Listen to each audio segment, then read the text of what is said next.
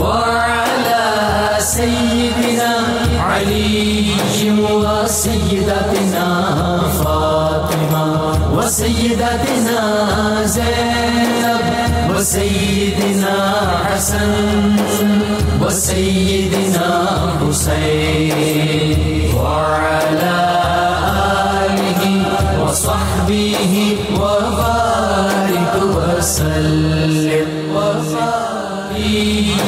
وسيدتنا فاطمة وسيدتنا زينب وسيدنا الحمدللہ رب العالمین والصلاة والسلام علی سید الانبیاء والمرسلین اللہم صلی علی سیدنا و مولانا محمد وعلی آلہ واصحابہ وبارک وسلم وصلی علیہ۔ دنیا کے تمام دیکھنے والوں کو، تمام چاہنے والوں کو، تمام پیار کرنے والوں کو اور جہاں جہاں تک اس وقت میری آواز کو سنا اور مجھے دیکھا جا رہا ہے، جنید اقبال کی جانب سے انتہائی محبت کے ساتھ السلام علیکم۔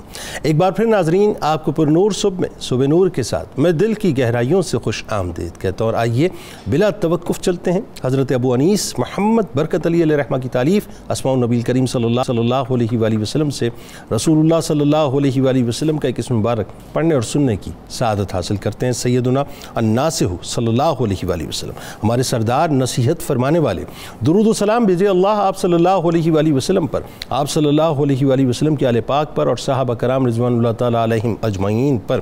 حضرت انس رضی اللہ تعالیٰ عنہ سے مروی ہے، حضور نبی کریم صلی اللہ علیہ وسلم نے فرمایا کہ جس نے شادی کر لی تو اس نے اپنا نصف ایمان بچا لیا، تو اب بقیہ نصف یعنی ایمان بچانے کے لیے اللہ کا تقوی اختیار کرو۔ آج کا پروگرام انتہائی اہم ترین پروگرام ہے ناظرین۔ دنیا میں جہاں بھی مجھے دیکھا جا رہا ہے، آپ خاص طور پہ اگر والدین ہیں تو ہمارے ساتھ ضرور رہیں، یا اگر آپ ظاہر شادی کر چکے ہیں تو بھی ہمارے ساتھ رہیں۔ نکاح سے قبل طبی معائنہ اور شرعی احکام پہ انشاءاللہ آج ہم بات کریں گے۔ بات یہ ناظرین کہ ہمارے معاشرے میں والدین کی اکثریت لڑکے یا لڑکی کا رشتہ طے کرتے وقت عموماً یہی دیکھتی ہے کہ لڑکا یا لڑکی کا خاندان یا حسب نسب کیا ہے، لڑکے کی مالی حیثیت کیا ہے، اس کی ملازمت یا کاروبار سے خاطر خواہ آمدنی ہوتی ہے کہ نہیں ہوتی ہے، ان لوگوں کا ذاتی مکان ہے یا کرائے کا مکان ہے۔ جو باتیں بتا رہا ہوں یہ بالکل عمومی باتیں ہیں ناظرین، شہر کے کس علاقے میں رہتے ہیں اور گھر ان کا کیسا بنا ہوا ہے، اور بعض دیگر امور کے بارے میں معلومات حاصل کی جاتی ہیں۔ یعنی رشتہ کرتے وقت لڑکی کی شکل و صورت، رنگ و روپ کو زیادہ اہمیت دی جاتی ہے، اور لڑکے کی تعلیم، روزگار، عادات و اطوار پر زیادہ غور و خوض کیا جاتا ہے۔ اور ان میں بھی ناظرین وہ طبقہ جو دینداری کو فوقیت دیتا ہے وہ صرف دینداری ہی کو فوقیت دیتا ہے۔ مگر آج کے اس دور میں جہاں معاشرے میں موذی امراض کی بھرمار ہے ناظرین، وہاں یہ سوچ قوی ہوتی جا رہی ہے کہ والدین کو یہ دیکھنا بھی ضروری ہے کہ جس لڑکی کو بہو یا لڑکے کو داماد کے طور پر ہم چن رہے ہیں وہ خدا نخواستہ کسی موذی مرض میں مبتلا تو نہیں ہے۔ اعداد و شمار کے مطابق ناظرین، اب حیران کن بات میں آپ کو بتلاؤں کہ ہر سال پاکستان میں 5 سے 6 ہزار بچوں میں تھیلیسیمیا کی تشخیص ہوتی ہے، اور آج اسی موضوع پہ ہم بات کرنے جا رہے ہیں جو کہ ایک بہت بڑی فگر ہے ناظرین۔ چونکہ میڈیکل سائنس یہ کہتی ہے کہ جب بچے کے ماں باپ دونوں تھیلیسیمیا مائنر ہوں تو زیادہ امکانات ہیں کہ ان کے پیدا ہونے والے بچے تھیلیسیمیا کے مریض ہوں۔ ایک محتاط اندازے کے مطابق پاکستان میں 5 سے 6% لوگ تھیلیسیمیا مائنر میں مبتلا ہیں۔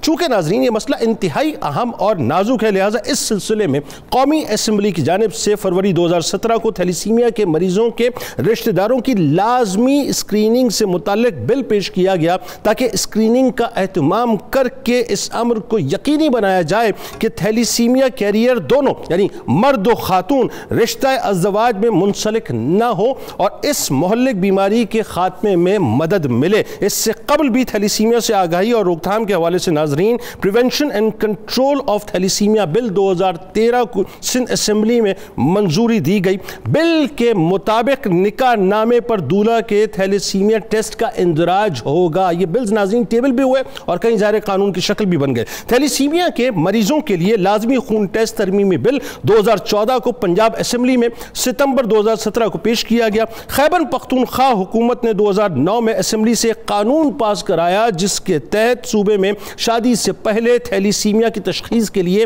ٹیسٹ کروایا جائے گا تاکہ ان قوانین کا اطلاق فی الوقت ناظرین ظاہر ہے اس انداز سے ہو سکے، لیکن ہو نہیں پایا۔ اس کے پیچھے ظاہر ہے بہت سی وجوہات ہیں جس پہ بات کریں گے۔ معاشرے میں اس سوچ کو بھی ناظرین ابھی پذیرائی نہیں مل رہی ہے۔ شادی سے پہلے جینیٹک ٹیسٹ کرانے کے حوالے سے مختلف باتیں بھی مشہور ہیں، جن میں سے ایک یہ بھی ہے کہ اگر تھیلیسیمیا کا ٹیسٹ مثبت آ جائے تو وہ شخص شادی نہیں کر سکتا۔ اب ذرا سمجھ لیجئے کہ اس حوالے سے 2-3 باتیں بڑی اہم ہیں جنہیں عام لوگوں کا سمجھنا بہت ضروری ہے۔ پہلے تو یہ ہے کہ ماہرین اس بات پہ زور دیتے ہیں کہ شادی سے پہلے ہونے والے یعنی جو شوہر جو ہے ٹیسٹ کرائے اور اگر ٹیسٹ میں تھیلیسیمیا مائنر تشخیص نہیں ہوتا تو اطمینان سے شادی کر سکتا ہے۔ تاہم اگر تھیلیسیمیا کا ٹیسٹ مثبت آ جاتا ہے تو ہونے والی بیوی کا ٹیسٹ کرنا لازمی ہوگا۔ اگر دونوں کا ٹیسٹ مثبت آ جائے تو پھر ماہرین مشورہ دیتے ہیں کہ یہ شادی نہ کی جائے، کیونکہ اس میں زیادہ رسک یہی ہوتا ہے کہ بچے تھیلیسیمیا میجر کے مریض ہو سکتے ہیں۔ تاہم اگر شوہر کا ٹیسٹ منفی آ جائے اور خاتون کا ٹیسٹ یعنی مثبت ہو اور شوہر کا منفی آئے تو یہ دونوں شادی کر سکتے ہیں۔ اللہم صلی علی سیدنا و مولانا محمد وعلی سیدنا علی و سیدتنا فاطمہ و سیدتنا زینب و سیدنا حسن و سیدنا حسین وعلى آله وصحبه وبارك وسلم اللهم صل على سيدنا ومولانا محمد وعلى سيدنا علي وسيدتنا فاطمة وسيدتنا زينب وسيدنا حسن وسيدنا حسين وعلى آله وصحبه وبارك وسلم۔ پہلے تو بتائیے تصور نکاح، اس کے اغراض و مقاصد اور جو موروثی بیماریاں ہیں اس سے تحفظ کے لیے شادی سے قبل یہ جو ٹیسٹ کروانے کا تصور ہے اس کی حیثیت کیا ہے؟ بسم اللہ الرحمن الرحیم۔ آج کا جو موضوع ہے یقیناً معاشرے کے لیے انتہائی اہمیت کا حامل ہے اور اس کا انتخاب کر کے آپ نے ملک پاکستان کے شہریوں کے ساتھ اپنی ہمدردی اور پیار و محبت کا اظہار کیا ہے۔ اس کے لیے یقیناً یہ پروگرام لوگوں کے لیے ممد و معاون ثابت ہوگا اپنی آنے والی لائف میں انشاءاللہ۔ تو اس میں یہ عرض کرنا چاہتا ہوں کہ دنیا کا پہلا رشتہ جو اللہ تعالیٰ نے قائم فرمایا، کائنات کا پہلا جسمانی رشتہ حضرت انسان کی زندگی کا، وہ شادی ہے، زوجیت ہے، اور جو جنت کے اندر طے ہوا۔ ماں باپ بیٹا بھائی بہن یہ سارے رشتے زمین پہ آ کے بنے ہیں، میاں اور بیوی کا رشتہ جنت میں بنا، بالکل ایسا۔ تو اس کا مطلب ہے کہ یہ رشتہ اتنا پاکیزہ ہے، اس رشتے کو اسی پاکیزگی کے ساتھ ہی ہمیں رکھنا ہے اور اسی انداز میں اس کو آگے بڑھانا ہے۔ درست۔ حضرت آدم علیہ السلام نے کہا تھا یہ ہماری زندگی میں ابا جی نے یہ رکھ دیا کہ یا اللہ یہاں پر میری جنس میں نہیں ہے، تو اللہ تعالیٰ نے پھر دونوں کو جو حضرت حوا کو اور ان کو رشتہ ازدواجی میں منسلک فرما دیا۔ زمین پہ آئے تو پھر بھی آگے آپ نے وہی سلسلہ جو ہے وہ شروع کروایا، آگے جاری رکھا۔ حضور صلی اللہ علیہ وسلم کے دین کی بات آئی تو قرآن پاک نے جگہ جگہ پہ رشتہ زوجیت کا تذکرہ فرمایا ہے، بلکہ سرکار کا فرمان لا رہبانیت فی الاسلام، اسلام کے اندر تجرد کی کوئی گنجائش نہیں ہے، تنہائی کی کوئی گنجائش نہیں ہے، الا یہ کہ کوئی خاص موقع کسی خاص شخصیت کے لیے ہو تو وہ اس سے کسی خاص وقت تک کے لیے ایوائڈ کر سکتا ہے اگر اس کے اندر صلاحیت ہے اور وہ شادی نہیں کرتا تو حضور صلی اللہ علیہ وسلم نے اس سے سخت ناپسندیدگی کا اظہار فرمایا۔ اور اسی لیے آپ نے، بلکہ ہم اگر دیکھیں اگر اس رشتے کے اندر کوئی تھوڑی بہت جھول بھی ہوتی یا کمی ہوتی تو کم از کم انسان کو، ایک مسلمان مرد کو 4 رشتوں تک کی اجازت اللہ تعالیٰ کبھی عطا نہ کرتا۔ فَانكِحُوا مَا طَابَ لَكُم مِّنَ النِّسَاءِ مَثْنَىٰ وَثُلَاثَ وَرُبَاعَ، یعنی یہ نہیں کہ مائنر میں جانا ہے بلکہ آگے بڑھنے کی اسلام نے حوصلہ افزائی کی ہے کہ شادی ہونی چاہیے۔ اب جہاں تک آ گیا ہم یہ دیکھتے ہیں کہ خود نبی کریم صلی اللہ علیہ وسلم آپ نے جو شادیوں کا معاملہ فرمایا ہے تو کثرت ازواج اگرچہ وجہ اس کی کچھ اور تھی، بے شمار وجوہات تھیں، لیکن یہ زیادہ شادیاں کرنا بھی ہمیں اس طرف لاتا ہے کہ ہمیں شادیاں کرنی چاہیے. درست. اب جہاں تک بات آ گئی کہ ہم اس چیز کو دیکھیں کہ وہ جو رشتہ ہم کر رہے ہیں اس کی جو ٹیسٹ کی حیثیت شریعت کے اندر کیا ہے. پہلے تو اغراض و مقاصد مقاصد پہ چلے آ جاتے ہیں. اس میں اغراض و مقاصد میں یہ ہے کہ سب سے پہلے آپ جو ہے وہ بعض صورتوں میں نکاح جو ہے وہ فرض ہوتا ہے، بعض صورتوں میں واجب ہے، بعض میں سنت موقدہ ہے، بعض میں مستحب ہے، بعض صورتوں کے اندر جا کر یہ مکروہ ہو جاتا ہے، تو ان کی ڈیٹیل الگ ہے. کم از کم اتنی ضرور ہے کہ حضور صلی اللہ علیہ وسلم نے جو فرمایا یا معاشر الشباب، اے نوجوانوں کی گروہ، تم پر لازم ہے علیکم الباء کہ تم شادیاں کرو، نکاح کرو اور اس نکاح کو قائم کرو، آگے بڑھاؤ. اور اگر فَإِلَّمْ يَسْتَطِعْ مِنْكُمْ، اگر تم میں سے کوئی شادی کرنے کی استطاعت نہیں رکھتا تو پھر اس کے لیے حکم ہے کہ تم روزے رکھو، کہ اس سے تمہاری جسمانی قوت کی جو شدت ہے اس کے اندر کمی آئے گی. ٹھیک. اور پھر اس کے بعد فرمایا کہ تزوجوا فإنی مکاثر بکم الامم. دوسرا مقصد اس کا یہ آ گیا، ایک تو جسمانی حفاظت آ گیا، دوسرا یہ کہ اولاد ہوگی اور اولاد کی کثرت ہوگی، تو حضور فرماتے قیامت کو میں اس پہ فخر کروں گا کہ دوسری امتوں کے سامنے میری امت کی جب اللہ نے ہر چیز کی مجھے کثرت عطا کی تو یہ بھی کثرت رہنی چاہیے. درست. اس کے بعد ہم دیکھتے ہیں اس کے اور مقاصد میں سے سب سے پہلی چیز تو جو ہم نے جسمانی کی ہے، ایمان کی حفاظت سب سے زیادہ ہے کہ انسان، سرکار نے فرمایا کہ النکاح حصن، نکاح تمہارے لیے ایک مضبوط کلا ہے، حفاظت کا ہے، تمہارے ایمان کو بچانے کا ذریعہ ہے، گناہوں سے تمہیں بچانے کا ذریعہ ہے. یہ اس کے اغراض و مقاصد کے اندر یہ چیز آتی. اور پھر اس کے بعد ہمیں یہ بھی نہیں بھولنا چاہیے کہ ہم آج مرے، ہماری اولاد ہوگی، آگے اولاد، آگے اولاد، تو پھر کوئی نہ کوئی تو کہتا ہے نا نماز کے اندر ربنا اغفر لی ولی تو کم از کم یہ دعا کہنے والے لوگ ہمیں چھوڑ کے جانے چاہیے. اب ہم اس طرف آتے ہیں کہ جو اس کے ٹیسٹ جو ہیں اس کی شرعی حیثیت کیا. تو اس دور میں ظاہر ہے ایسی لیبارٹریز تو تھی نہیں، بالکل ٹھیک، کہ ہم ان کو آج بھی کنسیڈر کر لیں، لیکن ہمیں آثار و قرائن بتا رہے ہیں کہ حضور صلی اللہ علیہ وسلم نے ایک صحت مند مرد کو اور ایک صحت مند خاتون کو اس حوالے سے رشتہ ازدواجی میں منسلک ہونا پسند فرمایا، اور جس کے اندر کوئی ایسی ویسی کمی نظر آئی حضور صلی اللہ علیہ وسلم نے اس سے خود بھی اجتناب کیا اور دوسروں کو بھی اجتناب کا مشورہ دیا. یہاں سر دس ایک جملہ تاکہ وضاحت ہو جائے، کسی بیمار سے ویسے شادی کرنا ناجائز تو نہیں ہے نا؟ نہیں، میں اس پہ عرض کرتا ہوں، اسی پہ بات پہ آ رہا ہوں کہ آپ کا جو یہ کہنا کہ بیمار سے شادی تو بذات خود بہت سی بیماریوں سے بچاتی ہے، ٹھیک ہے، محفوظ کرتی، جسم کے اندر بہت سی ایسی چیزیں ہوتی ہیں جو شادی کی وجہ سے پھر جو نقصان دہ ہونا ہوتی ہے وہ نہیں ہوتی، وہ نقصان سے آدمی بچ سکتا ہے. لیکن ہمیں یہ دیکھنا ہے جس ٹاپک پہ ہے کہ ہماری آنے والی نسلوں کا، اس کا ہمیں کیا دیکھنا ہے آنے والا وقت. تو قرآن پاک نے جو ایک جملہ فرمایا سورۃ التحریم میں، یا ایھا الذین آمنوا قوا انفسکم واہلیکم نارا، ایمان والوں خود کو بھی بچاؤ اور گھر والوں کو بھی جہنم کی آگ سے بچاؤ. تو اس کو اگر ہم پھیلا دیں تو یہ دیکھ سکتے ہیں کہ یہ صرف آخرت کے ساتھ نہیں ہے، صرف اعمال کے ساتھ نہیں ہے، بلکہ یہ آنے والی نسلوں کو بھی بچانے کا حکم ہے کہ تم ان کو اس طرح کا دنیا میں لے کے نہ آؤ کہ جو تمہارے لیے وبال جان بنے. آپ دیکھیے حضرت سیدنا شعیب علیہ السلام کا واقعہ. حضرت شعیب علیہ السلام کی صاحبزادیاں جو تھیں، حضرت موسیٰ علیہ السلام جب گئے ہیں ان کے پاس تو وہاں پر انہوں نے جو جملہ بولا ہے حضرت شعیب علیہ السلام کا اور ان کا، یہ ہمیں بالکل ذہن میں رکھنا چاہیے اور اس پہ یہ پورا پرفیکٹ فٹ آتا ہے.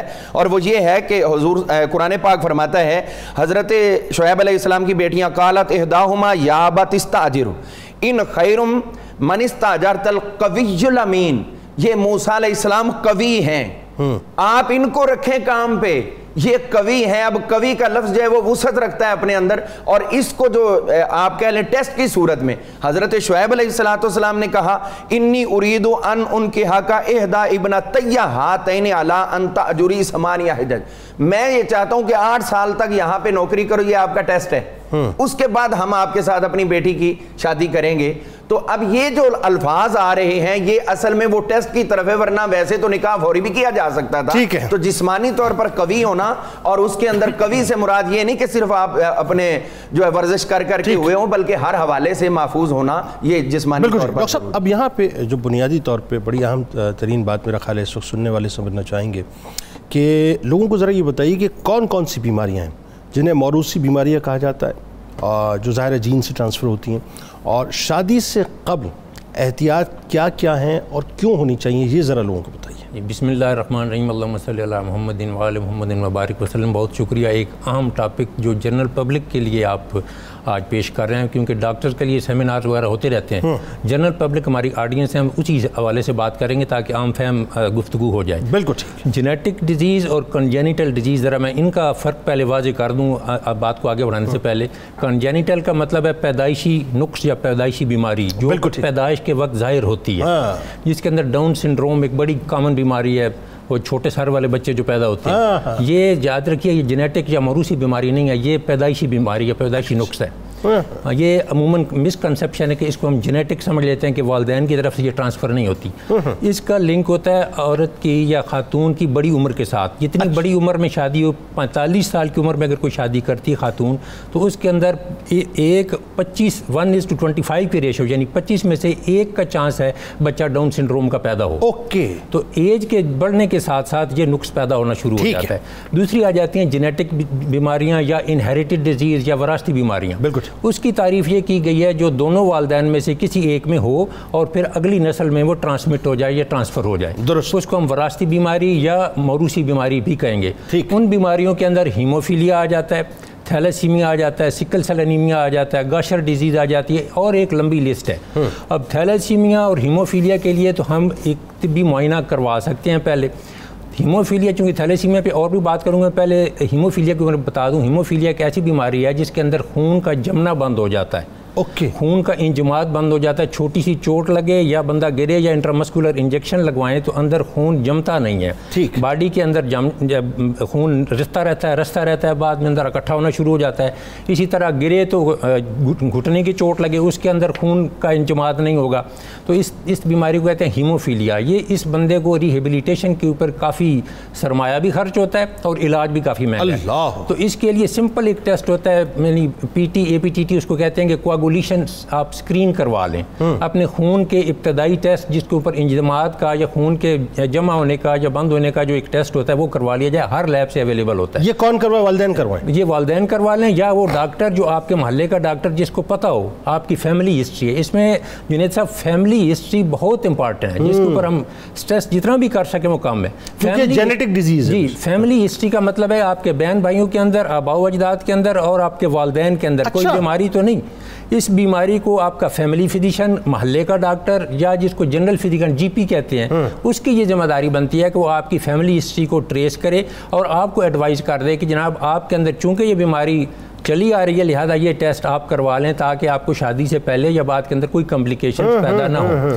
اب آ جاتا ہے طبی معائنہ۔ شادی سے پہلے طبی معائنہ اپارٹ فرام دیز کے لیے آپ جینیٹک ڈیزیز یا انہیریٹڈ ڈیزیز کے لیے کروا جائیں، ایک جنرل فزیکل ایگزامینیشن بھی میں ریکمینڈ کروں گا جنرل پبلک کے لیے کہ وہ بھی کروا لیں۔ اور دوسرا جو ضروری ٹیسٹ جو آج کل جس کے اوپر ٹیسٹ نہیں کیا جاتا وہ انتہائی اہم ہے، وہ ہے بلڈ گروپنگ۔ ہر جس شادی شدہ جوڑے کا ویسے بھی اور شادی جن کی ہونے والی ہے ان کو اپنا بلڈ گروپ کا پتہ ہونا چاہیے۔ بلڈ گروپ A ہے یا B ہے یا مائنس ہے، B نیگیٹو ہے، A نیگیٹو ہے، اس لیے کہ اگر خاتون B نیگیٹو ہے اس کے اندر اس کا جو ہسبینڈ ہے وہ B پازیٹیو ہے تو ان کے اندر جو بچہ ہے وہ پازیٹیو ہونے کا بھی چانس ہے 25% اور 50% بھی۔ اور اس کے ساتھ یہ ہوتا ہے کہ اگر مدر B نیگیٹو ہے اور جو فیٹس ہے یا بچہ B پازیٹیو ہے تو ان دونوں کے اندر انکمپیٹیبلٹی کے چانسز بڑھ جاتے ہیں۔ اچھا، اس انکمپیٹیبلٹی کی وجہ سے نومولود کی موت بھی واقع ہو سکتی ہے، اور اس کے لیے آج کل جو ماڈرن جو آپ کی آبسٹیٹکس اور گائنیکالوجی کی جو میڈیسن ہے وہ کہتی ہے کہ 8ویں مہینے پہ اندر ایک امیونوگلوبولن کا انجیکشن لگا دیا جاتا ہے تاکہ ان کی پریگنینسی اور جتنی ولادت ہے وہ بالکل سیف ہو جائے۔ یعنی اس میں خدا نخواستہ میں اگر آپ بات کو اس طرح سے نہیں سمجھ پا رہا میں کہ بنیادی طور پہ بلڈ گروپ پہلے پتا ہو شادی سے، جی، اور اگر خدا نخواستہ جو آپ فرما رہے ہیں کہ اگر مس میچ ہو تو شادی نہ کی جائے؟ نہیں، ایسا تو تاثر نہیں ہے نا؟ یہ شادی بالکل کی جائے گی، صرف یہ پتا ہوگا کہ مدر B نیگیٹو ہے، اس کو 8ویں مہینے پہ ایک انجیکشن لگا۔ ہاں، یہ بہت اچھی بات۔ یہ چونکہ پتہ نہیں ہوتا اکثر کو کہ میرا گروپ کون سا تھا، وہ انجیکشن سے رہ جاتے ہیں، اس لیے پھر کمپلیکیشن آتی ہے نومولود کے اوپر، تو یہ اس لحاظ سے بہت ضروری ہے۔ اب آگے چلتے ہیں، آگے آ جاتی ہیں سکل سیل انیمیا ہے، تھیلیسیمیاز ہے، گوشر ڈیزیز ہے، ان ساروں کے ہوتے ہیں جینیٹک ٹیسٹنگ۔ اب چونکہ ہر لیب پاکستان کے اندر چونکہ ریسورس کنسٹرینٹ کنٹری ہے ہمارا، اکانومی ہماری نہ عوام کی اجازت دیتی ہے نہ گورنمنٹ کی نہ اسپتالوں کی کہ ہم میسو لیول کے اوپر یا وسیع بنیاد کے اوپر ہم جینیٹک ٹیسٹنگ کر سکیں۔ اس کا طریقہ کار پھر آتا ہے فیملی ہسٹری کہ آپ کی فیملی کے اندر کوئی خاندانی اندھا پن یا کوئی نابینا تو پیدا نہیں ہوا ہوا، اس کے حساب سے پھر اسی کا ٹیسٹ کیا جائے گا، کیونکہ ہم ایک جنرل اسکرین کر نہیں سکتے، نہ یہ امریکہ میں ہوتا ہے نہ یورپ کے اندر، ہر جگہ فیملی ہسٹری لی جاتی ہے، اس کو پھر ہم ایک براڈ کینوس سے چھوٹے کینوس پہ لے آ کے صرف اس بیماری تک محدود رکھ کے پھر وہی ٹیسٹ ہم کہتے ہیں کہ یہی ٹیسٹ کروائے جائیں. یعنی قطع کلام کی معذرت، پھر اس کا مطلب یہ ہو جیسے نادرا میں ہماری ایک پوری فیملی ٹری جو ہے اس کی پوری ہسٹری موجود ہوتی ہے، دائیں بائیں اوپر نیچے آگے پیچھے، اسی انداز سے آپ کا کہنا یہ ہے کہ بلڈ گروپ کی بھی جو ہے ایک ہسٹری موجود ہمارے پاس ہونی چاہیے. بلڈ گروپ کے علاوہ ڈیزیزز کی بھی، فیملی ڈیزیزز جو آپ کی فیملی کے اندر رن کر رہی ہیں انہی کی فیملی ہسٹری موجود ہو، جو ہمارا ایک آج کل تو کمپیوٹرائزڈ ہر ڈاکٹر کے پاس ریکارڈ پڑا ہوگا، وہ اس کی ایک سب سے زیادہ عام چیز ہے کہ اس میں آپ نے مریض کی سیکریسی مینٹین رکھنی ہے. میری ہے، ان کی ہے، کسی اور کی، وہ بیماری ڈاکٹر کسی اور کا نہیں بتائیے، اس کے اوپر ایتھیکل بھی اور لیگل بائنڈنگ ہے کہ وہ آپ نے اس کی بیماری کو آگے نہیں بتانا، وہ اپنے سیکرٹ رکھنا ہے اپنے تک، اور اس فیملی کے پیرنٹس کو بتا دیں کہ جناب یہ بیماری ہے، میں آپ کو کونسل کرنا چاہتا ہوں، اس کے ساتھ ضروری ہے کہ آپ میڈیکلی یہ والے اس کے ٹیسٹ کروائیں. بالکل ٹھیک ہے. اچھا اب آتے ہیں ذرا اس طرف، کیونکہ یہ آج ہمارا اصل موضوع ہے اور سننے والے اس بات، کیونکہ میں جب بھی تھیلیسیمیا کے مریضوں کو، بچوں کو خاص طور پہ دیکھتا ہوں، ان کی ایوریج ظاہر عمر 15 سال 18 سال 20 سال، میری نظروں کے سامنے کئی کیسز ایسے ہیں جن بچوں کو میں نے اپنے سامنے جو ہے میں دیکھتا تھا، اور پھر اس کے بعد ظاہر ایک وقت ایسا آیا کہ ان کی جنازہ ہمیں ادا کرنی پڑی ہے. تو یہ بڑا ایک پین فل مرحلہ ہوتا ہے والدین کے لیے. تھیلیسیمیا کا جو قانون ہے، سب سے پہلے تو آپ یہ بتائیے اس کے جو مندرجات ہیں وہ کیا ہیں، اور کیوں یہ قانون بنایا گیا، کیا اس کی حیثیت ہے، بتائیے ذرا. جی بسم اللہ الرحمن الرحیم. جنید، آپ کا بہت شکریہ اس موضوع پہ بات کرنے کے لیے، بلانے کے لیے.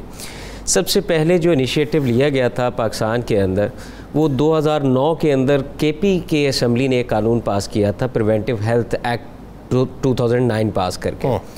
اس کے پیرلل پنجاب نے بھی ایک پروگرام شروع کیا تھا، پنجاب تھیلیسیمیا پریونٹیو پروگرام.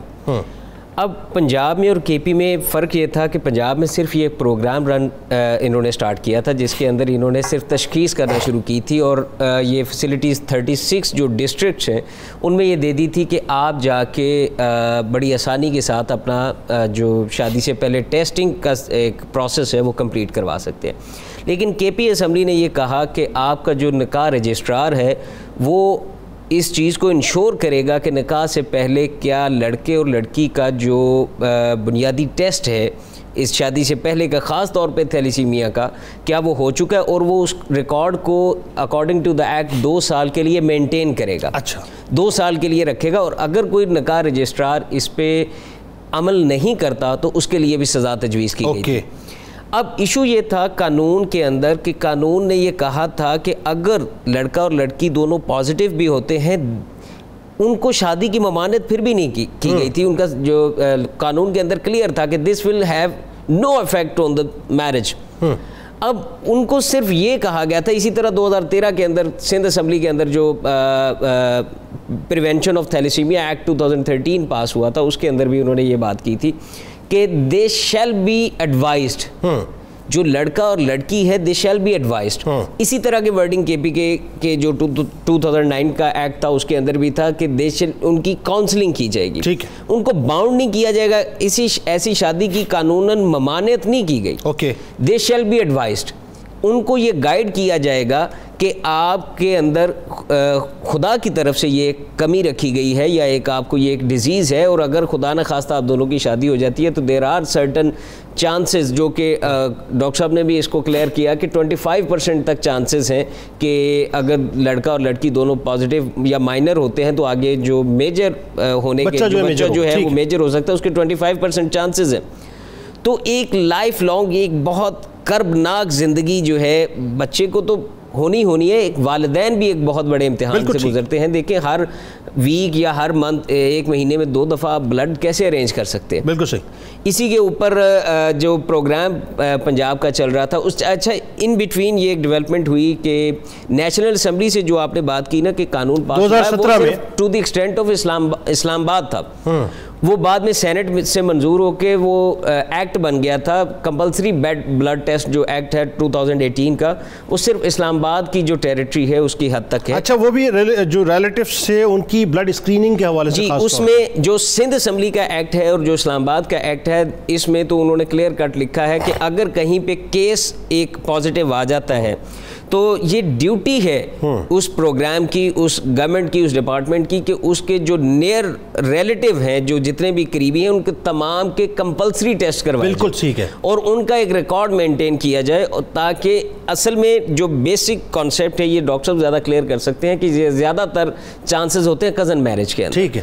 اب انہوں نے 90 تولے الفاظ کے اندر کزنز کا جو ایک, اگر خدا نخواستہ کہیں بھی ایک پازیٹیو کیس نکل آتا ہے تو جو ان کے ریلیٹیوز ہیں, تاکہ ان فیوچر سیکیور ہو سکے, پتہ چل سکے کہ کون سی فیملی ٹری کے اندر یہ آلریڈی ایک مرض پایا جا رہا ہے, اور مطلب چچا کی طرف, پھپھو کی طرف, ماموں کی طرف, کس طرف سے یہ پایا جا رہا ہے, تو تاکہ دے شیل بی ایڈوائزڈ اور ان کی کاؤنسلنگ کی جا سکے کہ آپس میں, اب چونکہ یہ ایک چیز موجود ہے تو آپس میں شادی کرنے سے گریز کیا جائے. اچھا, اس میں بھی وہی بات ہے کہ اس پہ بھی گفتگو ہو سکتی ہے کہ کزن میرجز میں ہی کیا یہ مطلب خدشہ رہتا ہے, یہ اس پہ ہم بات کر سکتے ہیں. لیکن ایک بات جو بڑی اہم ہے کہ سندھ اسمبلی نے جو قانون پاس کیا, مجھے لگا کہ اس میں انہوں نے ایک جو بات کی ہے اس پہ بھی گفتگو ہونی چاہیے کہ دولہا کے لیے کمپلسری کر دیا کہ اس کا ٹیسٹ جو ہے اس کو باقاعدہ اس کے ریزلٹس کو اس میں نکاح نامے کے اندر پٹ آن کیا جائے گا. نہیں, وہ دونوں کے لیے تھا, دونوں کے لیے ٹیسٹ کمپلسری تھا. لیکن ایک چیز جو سندھ اسمبلی نے کی تھی وہ اینٹی نیٹل ٹیسٹ کے اوپر تھی.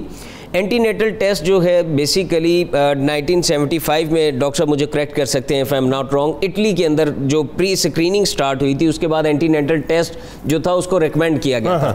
جو سب سے بڑی کمپلیکیشن تھی اس قانون کے اندر, سندھ اسمبلی نے اور اسلام آباد کے قانون نے اس چیز کو کنسیڈر کیا کہ یہ جو اینٹی نیٹل ٹیسٹ ہے یہ ڈیورنگ پریگنینسی پہلے آپ انفارم کریں گے کپل کو کہ ہم یہ ٹیسٹ اپلائی کرنے جا رہے ہیں, اس کے بعد آپ اس کا رزلٹ ان کو دیں گے. ٹھیک ہے. اب اینٹی نیٹل ٹیسٹ کے اندر جو قانون ہے کہ they can be advise to terminate the pregnancy if, اگر وہ پازیٹیو آ جاتا ہے اینٹی نیٹل ٹیسٹ کے اندر, تو کپل کو ایڈوائز کیا جائے گا کہ آپ اس پریگنینسی کو ٹرمینیٹ کرتے ہیں, تاکہ اس کے جو کانسیکوینسز ہیں یہ کانسیکوینسز ہو سکتے ہیں. Again it will depend on the will of the parents. یہ کہاں کا حوالہ دیا آپ نے؟ یہ سندھ اسمبلی کے قانون کے اندر بھی ہے اور اسلام آباد کے قانون کے اندر بھی ہے. کے پی کے اندر یہ اینٹی نیٹل ٹیسٹ کے لیے ٹرمینیشن کا ورڈ یوز نہیں کیا. چلے اس پہ ہم ایک کام کریں گے, کیونکہ ظاہر ہے یہ کنسرن معاملہ ہے, تو اس پہ ایک شرعی پوائنٹ آف ویو بھی ہم ضرور لے لیں گے تاکہ یہ ایک شرعی پوائنٹ آف ویو اس پہ آ جائے. بالکل. اللہم صلی علی سیدنا و مولانا محمد وعلى سيدنا علي وسيدتنا فاطمة وسيدتنا زينب وسيدنا حسن وسيدنا حسين وعلى آله وصحبه وبارك وسلم. اللهم صل على سيدنا ومولانا محمد وعلى سيدنا علي وسيدتنا فاطمة وسيدتنا زينب وسيدنا حسن وسيدنا حسين وعلى آله وصحبه وبارك وسلم. علامہ صاحب یہ بتائیے کہ سیرت نبوی صلی اللہ علیہ وسلم اور آثار صحابہ کرام رضوان اللہ تعالیٰ علیہم اجمعین کی روشنی میں اگر میں آپ سے یہ پوچھوں کہ بیمار سے نکاح کا جو تصور ہے وہ بتائیے. دوسرا, بیماری کی وجہ سے جو عدم نکاح کا تصور ہے, مثال کے طور پہ اب دیکھیں یہ ایک سوچ اگر پریویل کرتی ہے, جیسے سعودیہ میں پڑھ رہا تھا کہ 1,60,000 منگنیاں اس بات پہ ٹوٹ گئیں, ظاہر تھیلیسیمیا کے ٹیسٹ ہوئے تو بریک اپ ہو گیا. اب ایک اس کے پیرل ایک اپروچ یہ بھی آتی ہے کہ جی یہ جو ہم نے تقدیر کے معاملات کے اندر انوالو ہونے کی کوشش کی, اگر ہم نہ کرتے اور اللہ سے دعا کرتے تو اللہ تبارک و تعالیٰ ٹال دیتا, تو جو پردہ پڑا تو پردہ پڑا رہتا. ایک تصور یہ بھی ہے, تو ذرا اس کی وضاحت تھوڑی سی کیجیے آپ. جی یقیناً جو بات آپ کہہ رہے ہیں اس کی صداقت بھی موجود ہے اور اس سے انحراف نہیں کیا جا سکتا. تقدیر کا مالک خود اللہ تعالیٰ ہے, ٹھیک ہے, تو وہ چاہے تو کسی کو ایک راہ کی چٹکی سے بھی شفا عطا کر دے, اور نہ چاہے تو پھر وہ جو باقاعدہ میڈیسن جس مقصد کے لیے بنی وہ بھی اپنا ایفیکٹ چھوڑ دیں. تو ہم یہ دیکھتے ہیں کہ تقدیر اللہ کے سپرد ہے, ہمارے ذمہ تدبیر ہے. بالکل ٹھیک. تو افلا یتدبرون افلا تتدبرون, افلا تعقلون، یہ ساری آیتیں کیوں اللہ تعالیٰ فرما رہے ہیں؟ یہ ہمارے لیے فرما رہے ہیں۔ سبحان اللہ۔ اب ہم اس میں غور و فکر کریں کہ شریعت کیا کہتی کہ آنے والے بچوں کی زندگی آپ نے محفوظ کرنی ہے، تو خود نبی کریم صلی اللہ علیہ وسلم کا آپ کا پرسنل ذاتی عمل جو ہے اور پھر صحابہ اکرام کا وہ ہمیں کس طرف لے کے جاتا ہے۔ دوسری طرف ہم اس کے ساتھ یہ بھی دیکھتے ہیں نبی کریم رؤوف رحیم صلی اللہ علیہ وسلم آپ نے جو آپ کی خدمت اقدس میں عقاف نام کے ایک صحابی حاضر ہوئے تو آپ سے عرض کیا حضور آپ نے خود فرمایا شادی کی ہے؟ انہوں نے کہا جی نہیں۔ فرمایا کوئی باندی ہے؟ نہیں جی۔ تو انہوں نے کہا تیرے پاس مال ہے؟ مال کی کثرت ہے، صحت بھی ہے، سب کچھ۔ فرمایا پھر تو شیطان کا بھائی ہے، پھر تو شیطان کا بھائی ہے۔ اگر یہ تمہیں صحت میسر ہے، مال بھی میسر ہے، اب صحت سے مراد جو ہے وہ آنے والی زندگی ہے۔ حضور صلی اللہ علیہ وسلم نے اس عمل کو پسند نہیں کیا۔ ایک صحابی نے آ کے عرض کیا حضور، سنن ابی داؤد کے اندر حدیث ہے، سرکار نے فرمایا ماکل بن یسار اس کے راوی ہیں کہ اس نے کہا جی فلاں عورت ہے، وہ سیبہ تھی یعنی شوہر دیدہ تھی، پہلے متعلقہ یا بیوہ تھی وہ، تو انہوں نے کہا وہ خوبصورت بھی ہیں، حسب و نسب والی بھی ہیں، لیکن ان سے اولاد نہیں ہوتی، تو کیا میں ان سے شادی کر لوں؟ آپ نے فرمایا نہیں۔ دوسری دفعہ پھر آ کے وہی پوچھا، پھر انکار کیا، تیسری دفعہ پھر پوچھا، پھر انکار کیا، پھر ساتھ یہ فرمایا کہ ایسی عورتوں سے شادی کرو جو تمہارے لیے نیک اولاد کا باعث بنے، فَإِنِّي مُكَاثِرٌ بِكُمُ الْأُمَمَ، پھر میں تمہاری اولاد جو کثرت ہے امت کی اس پہ فخر کروں گا۔ اب یہ حضور صلی اللہ علیہ وسلم کا اس عورت کے اندر کمی تھی جس وجہ سے آپ نے شادی سے منع فرمایا ہے۔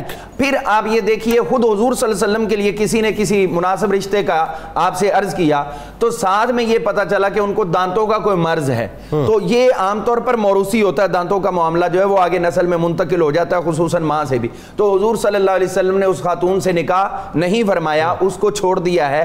تو یہ چیزیں اس ٹیسٹ کی طرف ہمیں لے کے جاتی ہیں کہ ہم اپنی آنے والی زندگی کو سکیور کرنا چاہیں۔ یہ کوئی فرض واجب تو ہے نہیں ٹیسٹ، یہ قوانین میں بھی نہیں لکھا اور شریعت میں بھی نہیں لکھا۔ آنے والی زندگی میں اگر کوئی بیماریاں تو اللہ اپنے فضل سے دور بھی فرما سکتا ہے، لیکن اسوہ مصطفیٰ صلی اللہ علیہ وسلم ہمیں اس طرف لے کے جاتا ہے کہ اگر آپ کو یہ یقین ہے ایسی صورتحال بنے گی تو پھر آپ اس سے اجتناب کریں، اوائڈ کریں۔ جیسے وہ ایک صحابی کا واقعہ کہ وہ رشتہ کرنا چاہتے تھے انصاری، مطلب جو ہے اس میں جی انصاری، تو وہ انصاری خاتون سے تو آپ نے فرمایا کہ دیکھ لیا کرو ان کی آنکھ میں ذرا سا نقص ہوتا ہے۔ ہاں جی، وہ آنکھ کے نقص کی وجہ سے بھی حضور صلی اللہ علیہ وسلم نے، اور وہ نکلا تو انہوں نے وہ منع ہو گئے، پھر انہوں نے ادھر نکاح نہیں کیا۔ تو یہ تمام چیزیں پھر آپ مزید دیکھیے حضور صلی اللہ علیہ وسلم نے ایک حدیث پاک الجامع الصغیر کے اندر امام جلال الدین سیوطی رحمۃ اللہ علیہ نقل کی ہے، وہ فرماتے ہیں اذا خطب احدکم المرأة فلیسأل من شعرها، حضور فرماتے ہیں جب کسی خاتون کو نکاح کا پیغام دینا چاہو تو پھر فلیسأل من شعرها۔ اب شعر جو لفظ ہے یہ وسیع المعنی ہے، اس کا معنی ایک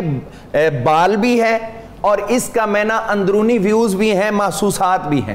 تو اب اس کا مطلب ہے کہ آپ نے فرمایا کہ اگر تم کسی عورت سے نکاح کا ارادہ کرو تو اس کے محسوسات کا بھی پتہ کرو، فلیسأل، پوچھو کہ اس کے محسوسات کیا ہیں، مطلب اس کی اندرونی کیفیات کیا ہیں۔ اب یہ حضور صلی اللہ علیہ وسلم تو فرما رہے اس دور میں یہی پاسبلٹی تھی، تو آپ نے اس کا بطور خاص جو ہے وہ حکم دیا کہ اس کے بارے میں یہ معلوم کرو کہ اس کے اندرونی جسمانی کیفیت، مطلب بعض دفعہ ویوز میں یہ چیز بھی آ جاتی، کوئی ہٹ درم ہوتی ہیں، کوئی ضدی ہوتی ہیں، یا کوئی اچھے اخلاق کی خوگر نہیں ہوتی، تو ان کے بارے میں پوچھو۔ تو جو اچھا اخلاق صرف منہ سے، جنید صاحب یہاں پہ یہ غور کرنا ہے کہ وہ چند منٹ کا بیہیو اگر اچھا نہیں تو اسلام اسے پسند نہیں کرتا، تو آنے والی نسل کا جو ہے وہ تو پرماننٹلی خرابی ہو جائے گی۔ اسلام وہ کیسے پسند کرے؟ بالکل ٹھیک۔ اللہم صلی علی سیدنا و مولانا محمد وعلی سیدنا علی و سیدتنا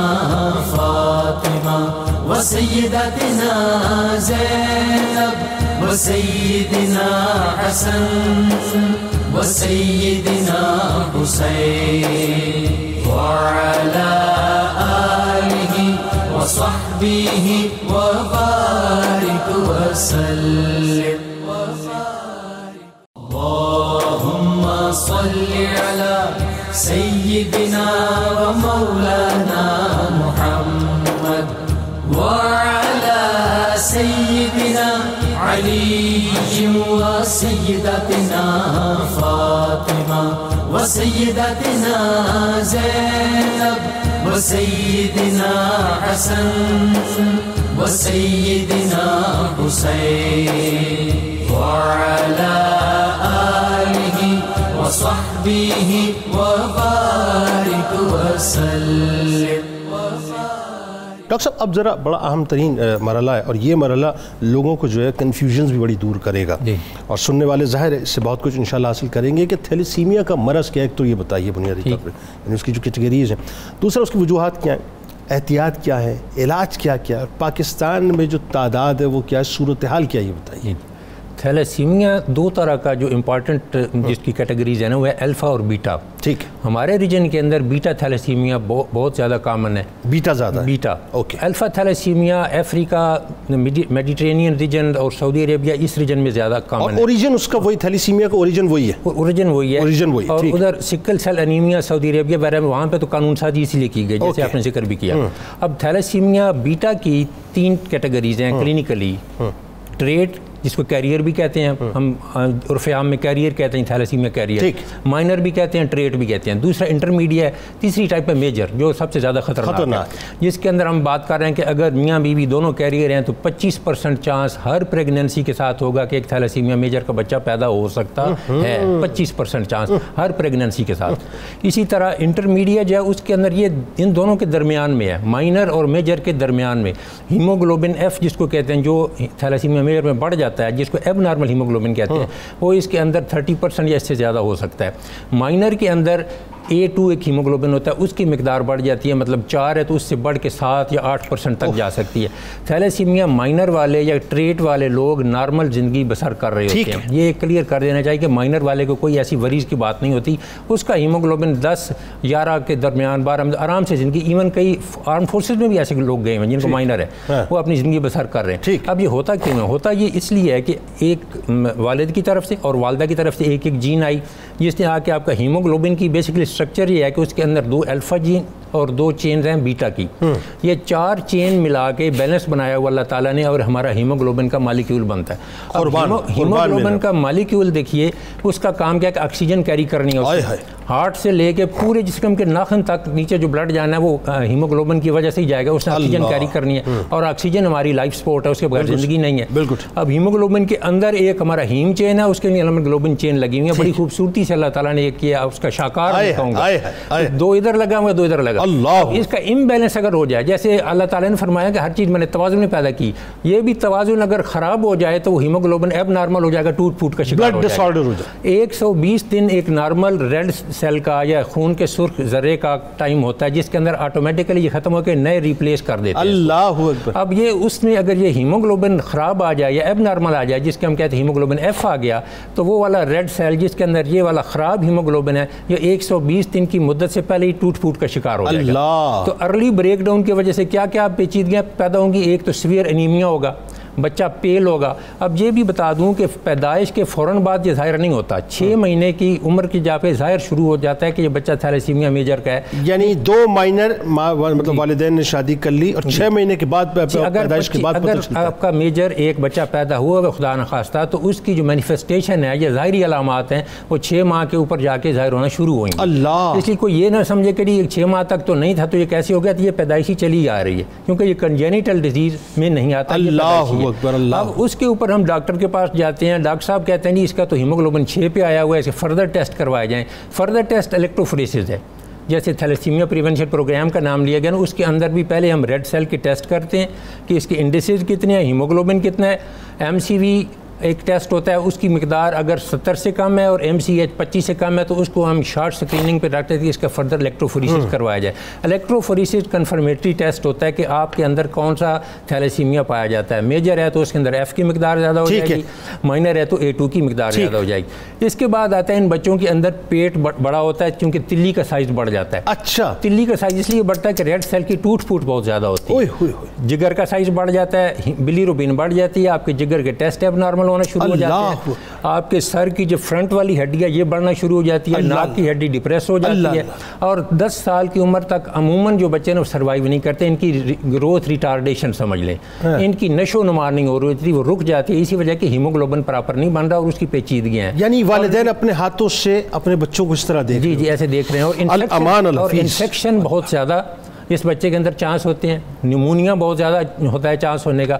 اور ابھی آپ نے بات کی کہ جی تدارک پھر وہی آ جاتا ہے کہ کزن میرجز کے اندر جو پہلے آپ بات کر رہے تھے. کزن میرجز کا بتائیے. کزن میرجز یہ مختلف ہی معاملہ ہے. بہت سے لوگ کہتے ہیں نہیں کرنی چاہیے, بہت سے لوگ کہتے ہیں. کزن میرجز کے اندر اگر آپ کی فیملی ہسٹری موجود ہے تو پھر آپ پری میریٹل اسکریننگ ضرور کروائیں. یہ ضروری نہیں کہ کزن کے اندر یہ جین ہو. اگر کوئی ایک برادری کا بندہ دوسری کے ساتھ کہیں شادی کر رہا ہے تو وہاں بھی تھیلیسیمیا مائنر کا مریض موجود ہو سکتا ہے نا, یہ کیریئر موجود ہو سکتا ہے. تو وہ دونوں کزن اگرچہ نہیں ہیں لیکن مائنر جب ثابت ہو گیا تو ان کے اندر پھر وہی 25% چانس آ جائے گا.